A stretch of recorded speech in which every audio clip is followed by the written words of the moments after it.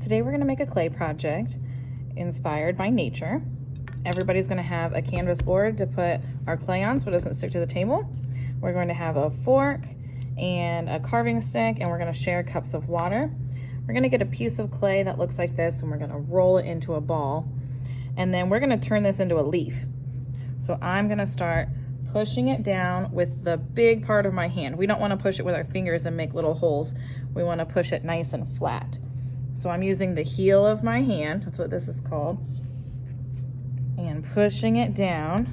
And then I can pick it up and I can just pinch it a little bit at a time to flatten out more. And since it's gonna be a leaf, I want it to be pointy on one end.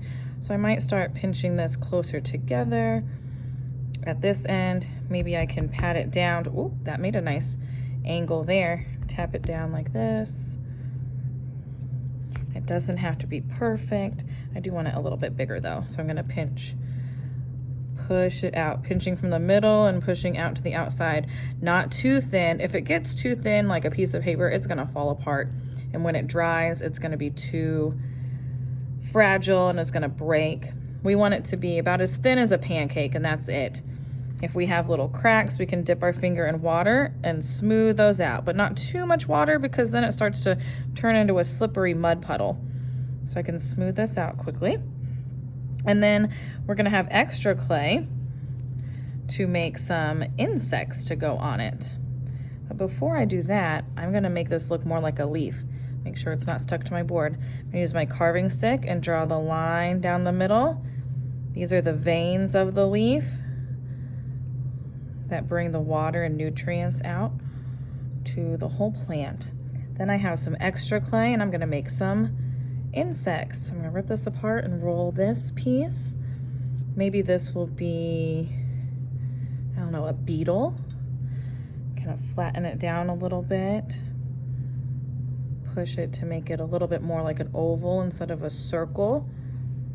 That might be a nice little bug there to sit on the leaf. Can draw some lines on it. Poke some little dots. Maybe I'll use the end, the back of the stick, and make little eyeballs. I'll make it cute. I could roll a coil. That's when you make like snakes.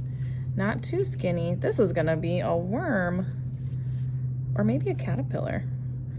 I could make it wiggle on the leaf. It could even stand up if we want it to.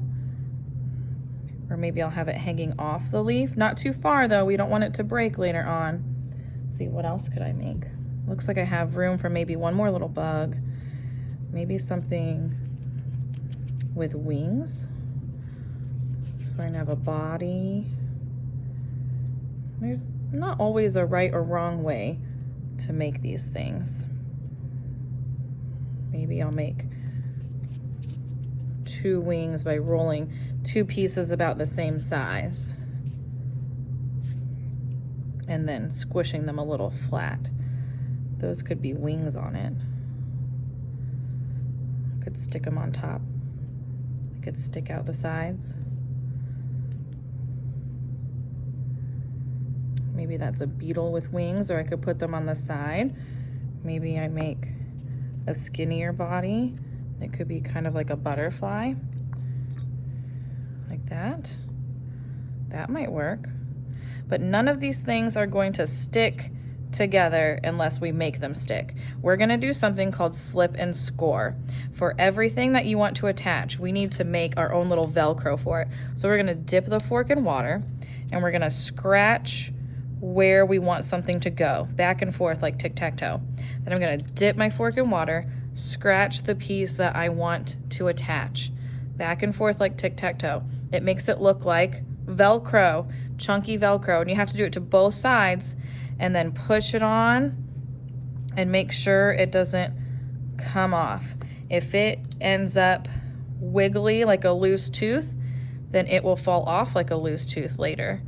Maybe not today, maybe not tomorrow, but maybe later, just like teeth do. So here I have my little worm or caterpillar, and then I'm gonna scratch the leaf too where I want it to go. I'm gonna see where it's gonna end up. back and forth, smush it on. And those extra lines, I can always smooth those out with my finger. Get in there with a finger and get rid of those lines. As long as this is stuck on there. Maybe I'll draw some lines on this. Here.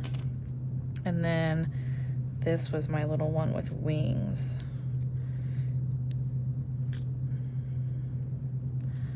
Put that on there.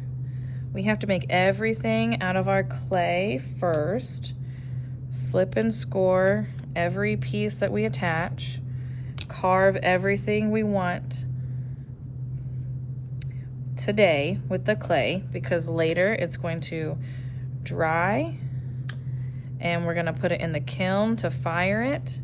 That means we're gonna make it all permanent and stuck together, and it's gonna get hard so that we can paint it next time.